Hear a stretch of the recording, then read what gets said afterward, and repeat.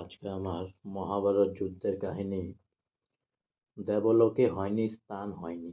দেবর্ষি যুধিষ্ঠিরকে এসব কথা জানিয়ে এ যজ্ঞ করার উপদেশ দিয়েছিলেন।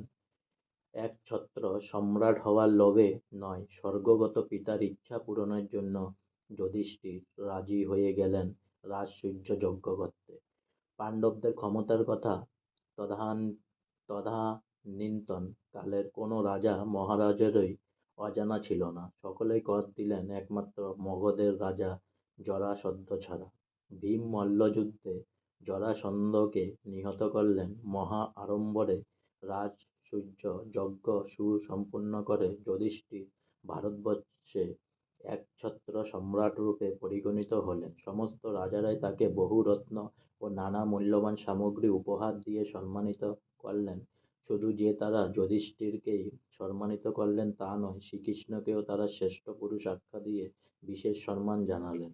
চেদিরাজ শিশুপাল কৃষ্ণকে শত্রু জ্ঞান করতেন। তিনি সুযোগ পেলেই শ্রীকৃষ্ণকে অকথ্য ভাষায় গালাগালি দিতেন এবং নানাভাবে অপমানিত করতেন।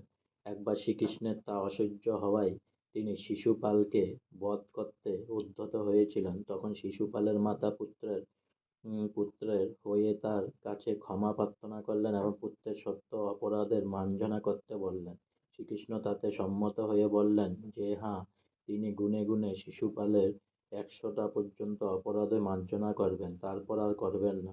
এরপর থেকে শ্রীকৃষ্ণ মনে মনে তার অপরাধের হিসাব রাখতে শুরু করেছিলেন। যুধিষ্ঠিরের ওই রাজসূয় যজ্ঞস্থলে শ্রীকৃষ্ণ যখন শ্রেষ্ঠ পুরুষের সম্মান পেলেন, চেদিরাজের তা অসহ্য হয়ে উঠল। তিনি তখন নানা অপমানজনক কথা বলে অনবরত কৃষ্ণের নামে কুৎসা রটাতে লাগলেন। তিনি যত সম্মান হানিকর কথা বললেন, শ্রীকৃষ্ণ তার সংখ্যা গণনা করেন। সেই শিশুপাল 100 নিন্দা অতিক্রম করে গেলেন।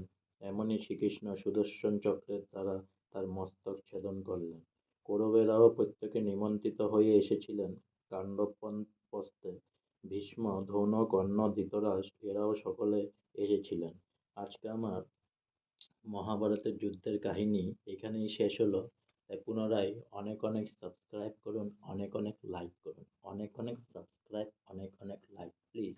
আর ভুল ত্রুটি হলে আমাকে মাফ করবেন প্লিজ।